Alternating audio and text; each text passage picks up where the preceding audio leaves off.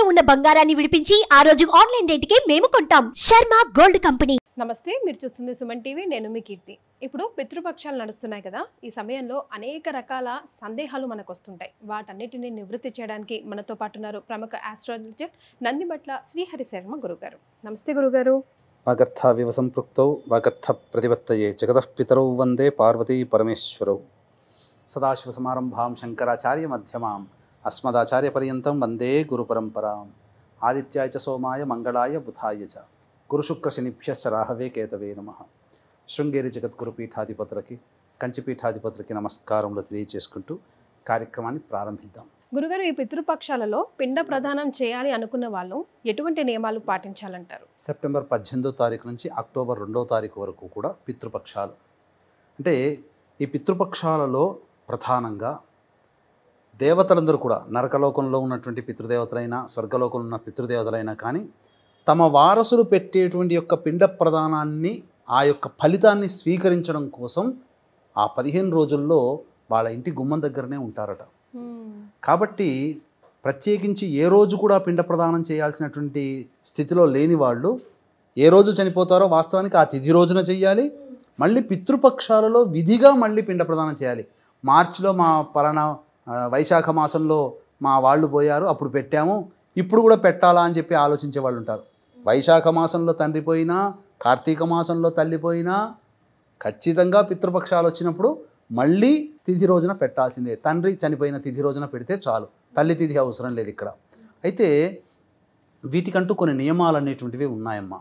ఎటువంటి నియమాలు పాటించాలి అని అంటే ప్రధానంగా తాను ఏ రోజైతే పిండ ప్రదానం చేస్తున్నాడో, ముఖ్యంగా ఈ పితృపక్షాలలో తండ్రి చనిపోయినటువంటి తిథి రోజున పెట్టడం విశేషం. ఒకవేళ తండ్రి ఏ తిథి నాడు చనిపోయాడో తెలియనటువంటి వాళ్ళకి అమావాస్య, సర్వేషాం అమావాస్య అని అంటారు. పితృ అమావాస్యని, పెత్తరామాస్య అని, పెద్దోళ్ల తిథి అని, మహాలయ అమావాస్య అని, పితృ అమావాస్య అని అనేక రూపాల్లో పిలుచుకుంటుంటాం. అక్టోబర్ 2వ తారీఖు రోజున వచ్చింది అమావాస్య, భాద్రపద అమావాస్య. కాబట్టి ఆ రోజున ఏ రోజున చనిపోయారో, ఏ తిథి రోజున చనిపోయినటువంటి విధంగా తెలియని వాళ్ళు అమావాస్య రోజున, అందరూ కూడా అన్ని రకాలుగా మరణించిన వాళ్ళు ఈ యొక్క అమావాస్య రోజున పెట్టవచ్చు. ఏదైనా కానీ పిండ ప్రదానం చేసే ముందు రోజు సాత్వికమైనటువంటి ఆహారం తీసుకోవాలి. రాత్రిపూట భోజనము చేయకూడదు. ముందు రోజు రాత్రిపూట భోజనం చేయకూడదు, ఉపాహారం చేయాలి. అలాగే పిండ ప్రదానం చేసే ముందు రోజున స్త్రీతో అనగా భార్యతో సంగమం పనికిరాదు. ఇది నియమాన్ని. ఇక తర్వాత మా తండ్రి గారికి తల్లి గారికి ఈరోజు పిండ ప్రదానం చేస్తున్నాను, నీట్గా ఉండాలని చెప్పి చాలామంది క్షౌరం చేయించుకొని గడ్డం గీసుకొని గోళ్ళు కత్తిరించుకుంటారు. ఇవి ఆ రోజున చేయకూడదు. ఖచ్చితంగా పిండ ప్రదానం చేసే రోజున గోళ్ళు, క్షవరము, షేవింగు ఇవి అస్సలు పనికిరావు. ఇక తరువాత ఆ పిండ ప్రదానం చేసే రోజంతా కూడా చాలా ప్రశాంతముగా ఉండాలి. వస్తువుల్ని కింద పడేయడం, శబ్దాలు వచ్చే విధంగా ఇంట్లో ఉండకూడదు. పితృదేవతలకి అటువంటి శబ్దాలు ఉన్నాయంటే కోపమట. కాబట్టి పితృదేవతలు వచ్చేటువంటి పిండ ప్రదానం చేసే రోజున నువ్వు పలానా రోజున మా పెద్దల కోసం పిండ ప్రదానం చేస్తున్నాను అంటేనే చాలు పితృదేవతలకి తెలిసిపోతుంది. ఆ రోజున ఎంత శ్రద్ధగా పెడుతున్నాడు అని చెప్పి పరీక్షిస్తారు. కాబట్టి శ్రద్ధ అన్నప్పుడు ఏంటంటే ఆ రోజున భార్య పిల్లల్ని కానీ ఎవరిని కూడా కోపగించుకోకూడదు, అబద్ధం ఆడకూడదు, ఇంటికి వచ్చినటువంటి అభ్యాగతుల్ని ఉత్త చేతులతో పంపకూడదు. ఆ రోజున పిండ ప్రదానం చేసే రోజున ఇక పొద్దున్నే కాలకృత్యాదులు తీర్చుకొని ఆ రోజున ముఖ్యంగా దేవుని పూజ ఇంట్లో చేసుకోవాలి. మొట్టమొదటి ఆచారం ప్రకారం ఇంట్లో ప్రతిరోజు నిత్య దీపారాధన ఉంటుంది కదా. చాలామందికి ఉండేటువంటి సందేహం ఏంటంటే పిండ ప్రదానం చేస్తున్నాం కాబట్టి ఆ రోజున దేవుడి దీపారాధన చేయకూడదు అని అంటుంటారు. కాబట్టి ఆ రోజున ఉదయాన్నే లేచి భార్యాభర్తలు ఇద్దరు కూడా ఉదయాన్నే లేచి కాలకృత్యాదులు తీర్చుకొని ప్రతిరోజు ఇంటికి ముందర ముగ్గేస్తుంటారు. కానీ పిండ ప్రదానం చేసే రోజున ముగ్గు వేయకూడదు. అది తదనంతరం ఇంట్లో ఆ పిండ ప్రదానం చేసేటువంటి కర్త ఎవరైతే ఉంటారో ఆ కర్త కోట దగ్గర కూడా దీపారాధన చేయొద్దంట. దీపారాధన చేసుకోవచ్చు, తప్పు లేదు, కానీ ముగ్గు వేయకూడదు. ఇంటి ముందర ముగ్గు వేయకూడదు. ఇక తరువాత ఈ యొక్క చేసేటువంటి వ్యక్తి, పిండ ప్రదానం చేసేటువంటి వ్యక్తి, అది కూడా అలంకరణమే కదా. ఇప్పుడు ఏది ముగ్గు అనేది అలంకరణం పర్టికులర్ గా ఎందుకు అని అంటే మనం ఇంట్లో దేవతా సంబంధమైనటువంటి పూజాది కార్యక్రమాలు చేస్తున్నప్పుడు ఇంటి ముందర ముగ్గు వేస్తారు. అయితే ప్రతి ఇంటికి కూడా ఆ రోజుల్లో కూడా యతులు, భిక్షగాళ్ళు, అభ్యాగతులు వచ్చి ఆతిథ్యం అడుగుతారు. సన్యాసులు, బ్రహ్మచారులు. అలాగే కొన్ని కుటుంబాలలో ఏంటంటే ఒక్కొక్క నెలవారీ రోజువారీ పద్ధతిన భోజనానికి వచ్చేవాళ్ళు ఉంటారు కదా, అటువంటి వాళ్ళకి సంకేతం ఏంటంటే ముగ్గు వేసాము అని అంటే వాళ్ళ ఇంట్లో ఎటువంటి పితృకార్యాలు చేయట్లేదు, అందరూ మామూలుగానే ఇంట్లోనే ఉంటారు, పితృకార్యం కానీ ముగ్గు వేయలేదు అంటే ఆ ఇంట్లో పితృకార్యం జరుగుతుంది అని లెక్క. అది తెలుసుకొని ఆ ఇంటిని వదిలిపెట్టి పక్కింట్లోకి భిక్షకు వెళ్ళేవాడు. ఆ విధంగా పితృకార్యాలు ఉన్నప్పుడు ఆ విధంగా సూచన ముగ్గు అనేటువంటిది. కాబట్టి ఆ చేసేటువంటి వ్యక్తి ఇంట్లో నిత్యంగా వాళ్ళ ఇంట్లో చేసుకునేటువంటి నిత్య దీపారాధన, దేవుని పూజ ఇవన్నీ చేసుకోవచ్చు. చేసుకొని మధ్యాహ్నం అపరాహ్న సమయంలో ఈ యొక్క పితృకార్యం చేయాలి.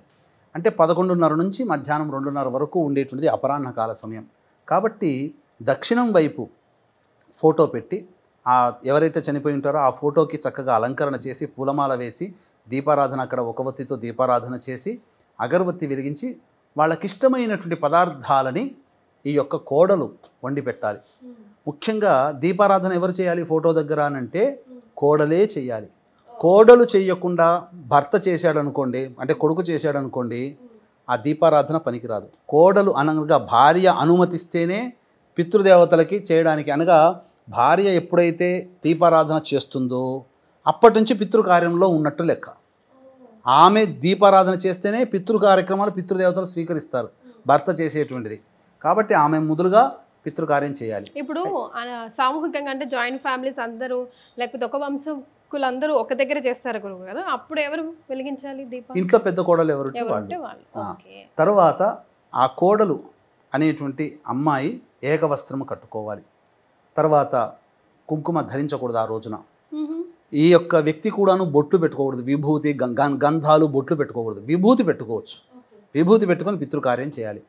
కాబట్టి వీలైతే బ్రాహ్మణుని పిలిపించుకొని బ్రాహ్మణుని ద్వారా ఉపనయన సంస్కారం ఉన్నటువంటి బ్రాహ్మణ, క్షత్రియ, వైశ్య, విశ్వబ్రాహ్మణ, పద్మశాలి ఇటువంటి కుటుంబాల వాళ్ళు అన్నప్రసాదంతో పిండ ప్రదానం చేసి తదనంతరం తర్పణాది కార్యక్రమాలు, తిలలతో తర్పణాది కార్యక్రమాలు చేసి స్వయంపాక దానము, బ్రాహ్మణుడు ఇంట్లో భోజనం చేయడు కాబట్టి స్వయంపాక దానము అనేటువంటిది ఇంట్లో వండుకునేటువంటి వస్తువుల్ని వస్త్రంతో సహా బ్రాహ్మడికి దానం ఇవ్వాలి. ఈ విధంగా చేయాల్సినటువంటి పద్ధతి. కాబట్టి ఈ యజ్ఞోపవీతం ఉన్న కుటుంబాలు అన్నప్రసాదంతో పిండ ప్రదానం ఏ విధంగా చేస్తారో, యజ్ఞోపవీతం లేని ఇతర కులస్తులు బియ్య పిండితో కానీ, గోధుమ పిండితో కానీ, యవల పిండితో కానీ, ఈ యొక్క సంబంధించి మినప పిండితోనైనా ఈ యొక్క పిండ ప్రదానములు జరిపించి ఆ తదనంతరం ఈ తిలతర్పణాది కార్యక్రమాలు జరిపించి స్వయంపాక దానం ఇవ్వడం. అయితే ఇవన్నీ కూడా దక్షిణం దిక్కు వైపు ఫేస్ పెట్టి చేయాలి ఇవన్నీ కూడా. ఓకే, మనం ఓకే రైట్ గురుగారు. మరి ఆ ఫోటో, ఆ దీపం ఎప్పటి వరకు వెలగాలి, ఎప్పటి వరకు ఉంచాలి, సాయంకాలం తీసేయాలా? ఒకవేళ దీపారాధన ఇంకా అవుతుంటే ఏంటి పరిస్థితి? ఉండనియండి, ఆ రోజంతా ఉండవచ్చు దీపారాధన. ఫోటో సాయంకాలమే తీయాలి, లైట్లు వేయకముందే, ఆ రోజంతా ఉండవచ్చు, ఆ రోజంతా కూడా తప్పులేదు. ఓకే గురుగారు, అలాగే ఇప్పుడు దుర్మరణం పాలైన వాళ్ళకి కానీ లేదంటే వీరమరణం పొందిన వాళ్ళకి కానీ ఏ టైంలో ఇస్తే మంచిదంటారు? వీరమరణం అని అంటే జవాన్లు, సైనికులు, పోలీస్ డిపార్ట్మెంట్ డ్యూటీలో ఉండే డిపార్ట్మెంట్లో ఉన్న వాళ్ళు, అలాగే సంఘం తరపున పోరాడి చనిపోయిన వాళ్ళు. ఇప్పుడు ఉదాహరణకి తెలంగాణ ఉద్యమం ద్వారా ఎంతోమంది చనిపోయి ఉన్నారు. వాళ్ళందరూ వీరమరణం పొందిన వాళ్ళే, అంటే సంఘానికి పనికొచ్చేటువంటిది. ఇటువంటి వాళ్ళు వీరమరణం అని అంటారు. దేశం తరపున యుద్ధంలో పాల్గొంటారు సైనికులు, నేవీ, ఎయిర్ ఫోర్సు, అలాగే సంబంధించినటువంటి ఇతరత్రా ఉన్నటువంటి వాళ్ళ మిలిటరీ వ్యవస్థ. వాళ్ళందరూ కూడా ఎటువంటి రోజున చేయాలంటే ద్వాదశి తిథి రోజున చేయాలి. ద్వాదశి తిథి రోజున వీరమరణం పొందినటువంటి జవాన్లకి. అలాగే దుర్మరణం అంటే road accident, fire accident, suicide attempt, నదిలో బావిలో పడి చనిపోవడం, ఇంట్లోంచి వెళ్ళిపోవడం, లివర్ ఫెయిల్యూరే, కిడ్నీ ఫెయిల్యూరే, క్యాన్సర్తో చనిపోవడము, 60 సంవత్సరాల లోపల ఏ విధంగా చనిపోయినా, పెళ్లి కాకుండా చనిపోయినా, అలాగే కరోనాలతో చనిపోయినా, పిండ ప్రదానాలు ఆ కుటుంబంలో చేయకపోయినా, ఇవన్నీ పితృశాపాలని అంటారు, పితృదోషాలని అంటారు. కాబట్టి ఇట్టి దుర్మరణం పాలైన వ్యక్తులకి సంబంధించి ఘట చతుర్దశి అని అంటారు. అంటే అమావాస్య ముందు వచ్చేటువంటి చతుర్దశి తిథి రోజున ఈ యొక్క పిండ ప్రదానం దుర్మరణం పాలైన వ్యక్తులకి చేయాలి. దీన్ని దృష్టిలో పెట్టుకునే ఈ యొక్క తండ్రి వైపు 7 తరాలు, తల్లి వైపు 4 తరాల్లో దుర్మరణం పాలైన వ్యక్తులకి సంబంధించి ఆత్మ మోక్ష ప్రాప్తి కోసమే పితృదోష నివారణ కార్యక్రమాలు అనేటువంటి మన పీఠం ఆధ్వర్యంలో ఈ నెల 30వ తారీఖు రోజున మఖా నక్షత్రం, పితృనక్షత్రము మఖా నక్షత్రము త్రయోదశి కలిసినటువంటి తిథి రోజున ఈ యొక్క పితృదోష నివారణ కార్యక్రమాలు అనేటువంటివి మన పీఠం ఆధ్వర్యంలో చేయించడం జరుగుతుంది. రాలేని వాళ్ళ కోసం బ్రాహ్మణుని కర్తగా పెట్టి చేయించడం జరుగుతుంది. కాబట్టి సశాస్త్రీయముగా విధి విధానముగా మంత్రపూర్వకముగా చేయిస్తున్నటువంటి కార్యక్రమంలో పాల్గొనదలిచిన వాళ్ళు కార్యక్రమ తదనంతరం కాంటాక్ట్ చేసి పూర్తి వివరాలు తెలుసుకోవచ్చు. గురుగారు, విదేశీలో ఉన్న మన వాళ్ళ గురించి ఏం చెప్తారు? విదేశాల్లో ఉన్నటువంటి వాళ్ళకి ఏంటంటేనమ్మా, విదేశము భోగభూమి, కర్మభూమి మన భారతదేశం. కాబట్టి విదేశంలో ఉన్నవాళ్ళు, అనారోగ్యంతో ఉండి బెడ్ రిడన్ అయిపోయింది చేయలేని వాళ్ళు, అలాగే ఏదైనా బిజీ స్కెడ్యూల్లో ఉండి రాలేని వాళ్ళు పిండ ప్రదానం ఖచ్చితంగా చేయాలి. మరి ఎలా చేయాలి? బ్రాహ్మణుని అనగా ఆడపిల్లలు ఉన్నవాళ్ళు, కొడుకులు ఉండరు, ఆడపిల్లలే ఉంటారు. మళ్ళీ తల్లిదండ్రులకు పెట్టాలి కదా, మరి అల్లుళ్ళు చేయలేరు. కాబట్టి అటువంటి వాళ్ళు ఈ యొక్క బ్రాహ్మణుని కర్తగా పెట్టి పిండ ప్రదాన కార్యక్రమం అనేటువంటిది చేయించుకోవాలి. అందుకని దీన్ని దృష్టిలో పెట్టుకొని ఇటువంటి విదేశాల్లో ఉన్నవాళ్ళు, బెడ్ రిడన్ అయిన వాళ్ళు, అనారోగ్య పరిస్థితులు ఉన్నవాళ్ళు, బిజీ స్కెడ్యూల్ ఉన్నవాళ్ళు, ఆడపిల్లలు తమ తల్లిదండ్రులు, ఎందుకంటే పెళ్లి చేసుకున్న తర్వాత అత్తమామల కోసమే ఉంటారు తప్ప వాళ్ళకి అది ఎందుకంటే కన్యాదానం చేసేసారు. మరి తల్లిదండ్రులకు ఎవరు చేయాలి? ఆ బాధ కూడా ఆడపిల్లలకు చాలామందికి ఉంటుంది. అటువంటి వాళ్ళ కోసమే మన పీఠం ఆధ్వర్యంలో ఈ అక్టోబర్ 2వ తారీఖు రోజున సర్వేషాం అమావాస్య, భాద్రపద పితృ అమావాస్య రోజున పిండ ప్రదాన కార్యక్రమం అనేటువంటిది సశాస్త్రీయంగా జరిపించడం జరుగుతుంది.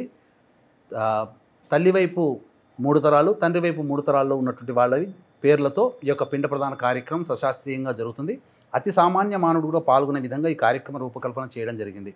అలాగే ఈ యొక్క కార్యక్రమం అంతా కూడాను మనం వీడియో తీసి లింక్ పంపించడం జరుగుతుంది. కాబట్టి పిండ ప్రదానం చేయదలుచుకున్నటువంటి వ్యక్తులు బ్రాహ్మణుని కర్తగా పెట్టి పిండ ప్రదానం అమావాస్య రోజున అనగా అక్టోబర్ 2వ తారీఖు రోజున చేయదలిచినటువంటి వ్యక్తులు ఈ కార్యక్రమ తదనంతరం కాంటాక్ట్ చేసి పూర్తి వివరాలు తెలుసుకోవచ్చు.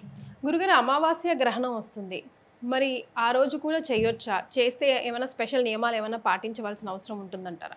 ఇక్కడ చాలా మంచి ప్రశ్న. చాలామందికి ఉండేటువంటి సందేహము, అమావాస్య రోజునే గ్రహణం వస్తుంది. విచిత్రంగా చూసినట్లయితే ఈ భాద్రపద మాసంలో ఒకే నెలలో 2 గ్రహణాలు వచ్చాయి. ఒకటి భాద్రపద పౌర్ణమి, 2 భాద్రపద అమావాస్య. అంటే ఈ పితృపక్షాలు గ్రహణంతో ప్రారంభమై గ్రహణంతో ఎండ్ అవుతున్నాయి.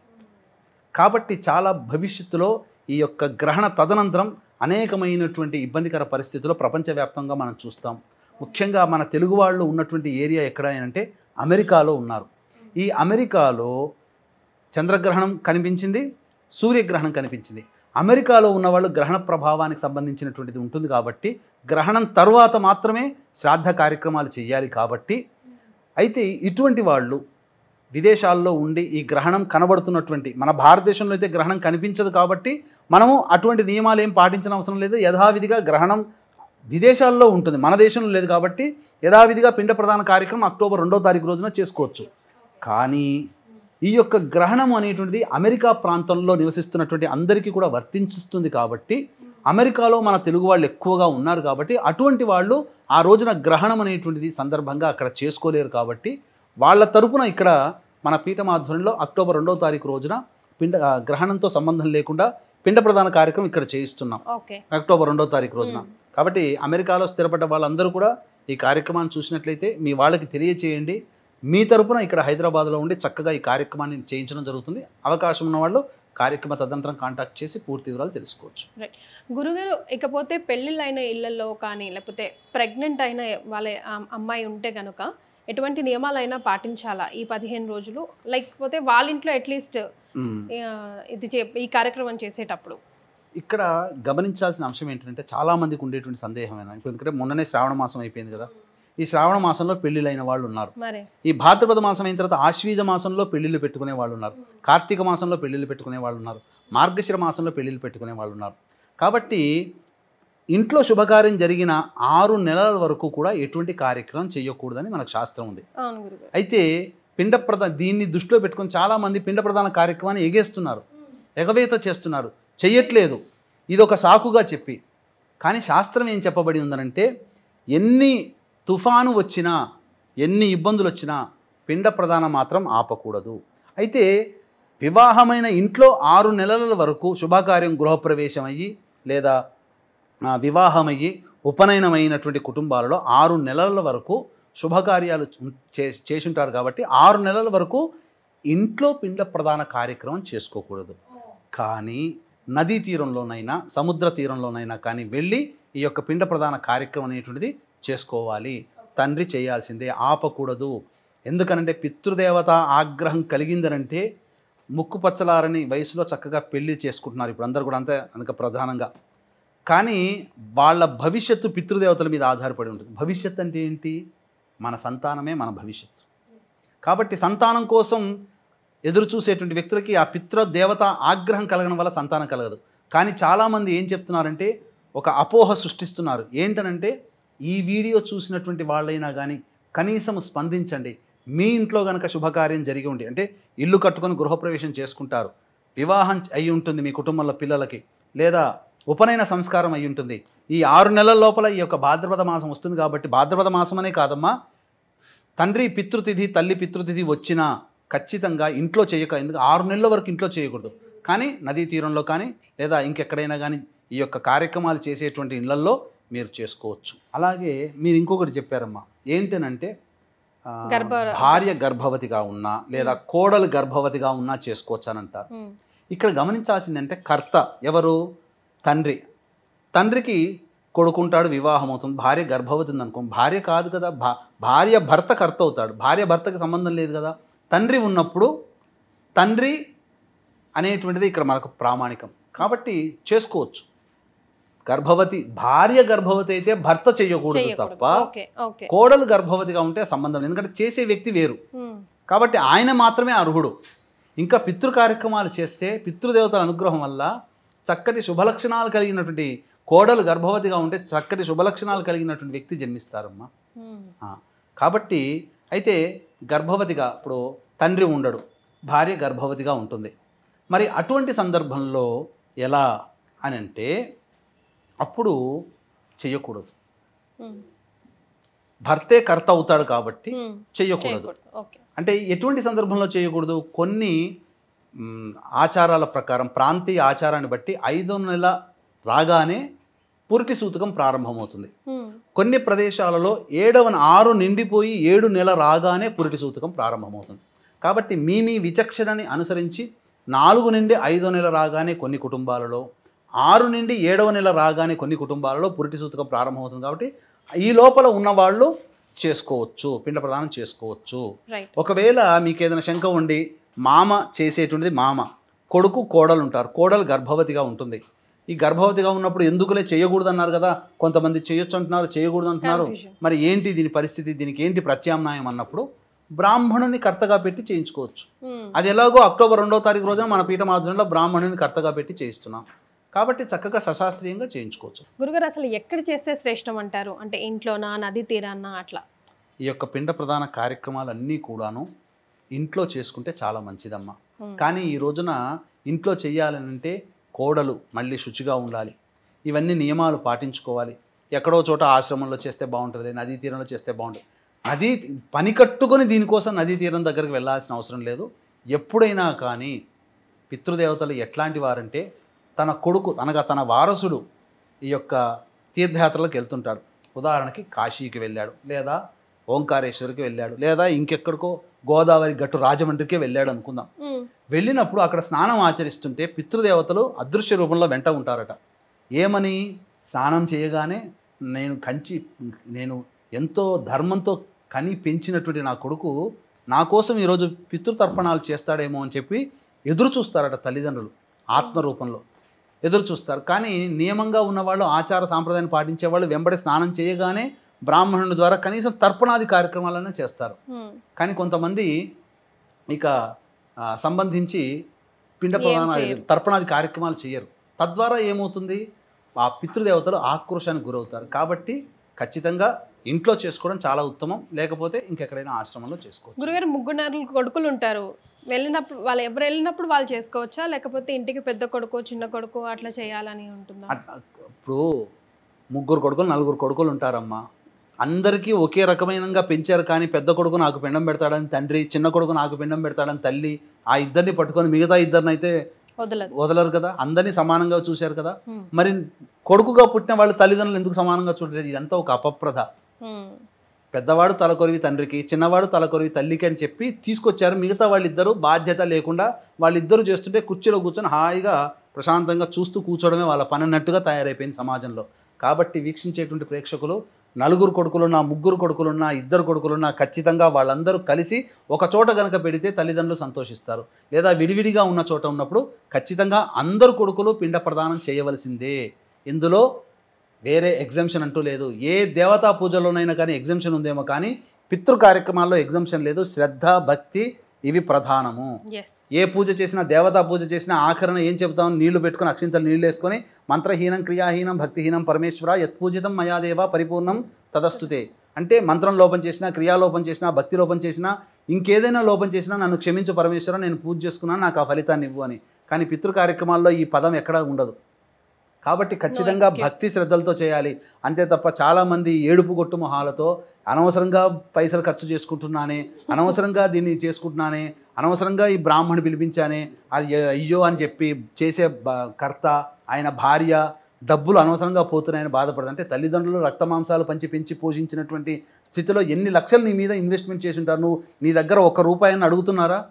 భర్త ఎంతటి అభిమానస్తుడంటే తనకేదైనా అవసరం వస్తే తాను సంపాదించుకున్న సొమ్ములో కానీ, రిటైర్మెంట్ ద్వారా వచ్చిన పెన్షన్లో కానీ వాడుకుంటాడు తప్ప కోటీశ్వరుడైన కొడుకు దగ్గరికి వెళ్ళి 10,000 ఇవ్వరా అని చెప్పి చేయి చాచడు. అంత అభిమానవంతుడైనటువంటి తండ్రిని, అన్ని పుట్టిన దగ్గర నుంచి అన్ని కార్యక్రమాలు సేవ చేసినటువంటి తల్లి యొక్క రుణాన్ని ఏ విధంగా తీర్చుకుంటారు? ఏ విధంగా తీర్చుకునే రుణం అంటే ప్రతికుండగా తీర్చుకునేటువంటి అవకాశం లేదు. వారు చనిపోయిన తర్వాత వారి కోసం సంవత్సరంలో ఒక్కరోజు నీవు బాధపడుతూ శ్రద్ధతో నా తల్లిదండ్రులు నా పక్కన లేరే అనే బాధని వ్యక్తపరుస్తూ నీవి యొక్క కార్యక్రమం శ్రద్ధగా చేస్తావో అప్పుడే నీకు పితృదేవతల అనుగ్రహం కలుగుతుంది.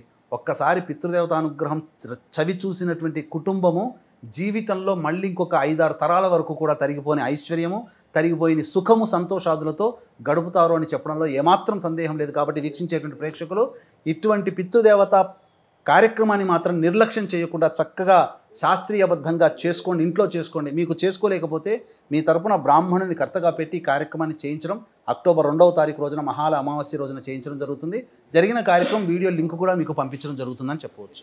రైట్ గురుగారు, లాస్ట్లీ స్వయం పాకం ఇచ్చే దాంట్లో కంపల్సరీగా ఉండవలసినవి ఏంటి? స్వయం పాకం ఇక్కడ చాలా ప్రధానమమ్మా. ఎందుకనంటే చాలామంది తెలిసి తెలియక మనం వాడుకునే వస్తువులన్నీ కూడాను స్వయం పాక రూపంలో ఇస్తుంటుంటారు. శాస్త్ర ప్రకారము స్వయం పాకంలో ఇవ్వవలసినటువంటి వస్తువులు ఏం పెట్టమంది? ముఖ్యంగా మోదుగ విస్తర్లలో ఈ యొక్క పెట్టాలి, కనీసం అరిటాకులోనైనా కానీ శాస్త్రం మాత్రం మోదుగ విస్తర్లలో బ్రాహ్మడికి ఇవ్వాల్సినటువంటి స్వయం పాకాన్ని ఇవ్వాలి. ఆకుకూరల్లో చూసుకుంటే చామకూర, తోటకూర మాత్రమే పనికొస్తాయి స్వయం పాకంలో. కాయగూరల్లో చూసుకుంటే దొండకాయ, బెండకాయ, దోసకాయ, కాకరకాయ, నల్లేరు, పనస, వంకాయ, ముల్లంగి, అల్లము, కందగడ్డ, ఇవి గడ్డకూరల్లో చామదుంప, అరటికాయ, కందగడ్డ, అల్లము, ముల్లంగి, ఇవి గడ్డకూరల్లో. ఇక ఇవ్వాల్సినటువంటి వస్తువుల్లో కనుక మనం చూసుకుంటే ఏమేమి వంట సామాన్లు ఇవ్వాలి అంటే మినపప్పు, కందిపప్పు, శనగపప్పు, పెసరపప్పు.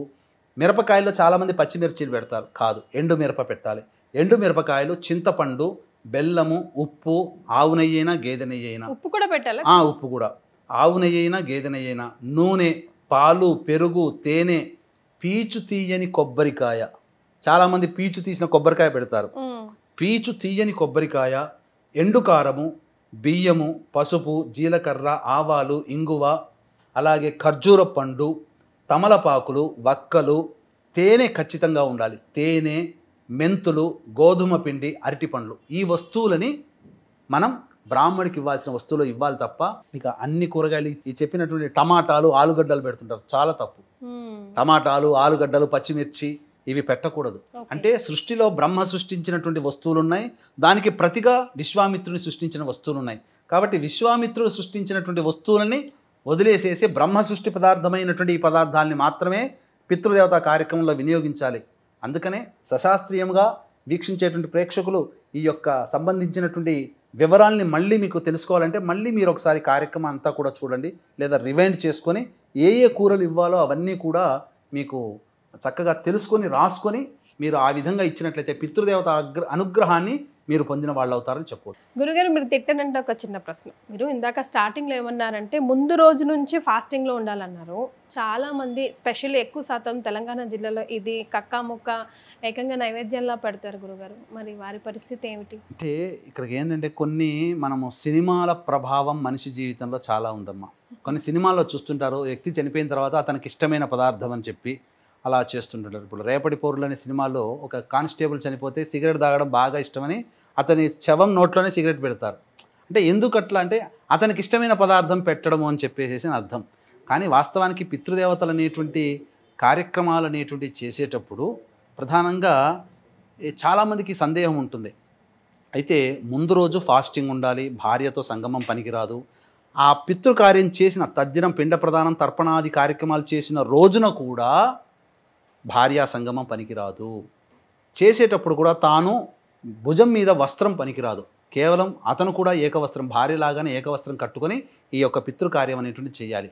కాకపోతే ప్రధానంగా పితృదేవతలకి సంబంధించి అంటే మనం ఏ పదార్థం ఇస్తామో అది అంతా కూడా బ్రాహ్మణుని దృష్టిలో పెట్టుకొని మనం ఇస్తున్నాం కదమ్మా స్వయం పాకంలో. కాబట్టి ఖచ్చితంగా ఆ రోజున శాస్త్రం ప్రకారం చెప్పబడినటువంటి వాటి మాత్రమే మనం ఇవ్వాలి.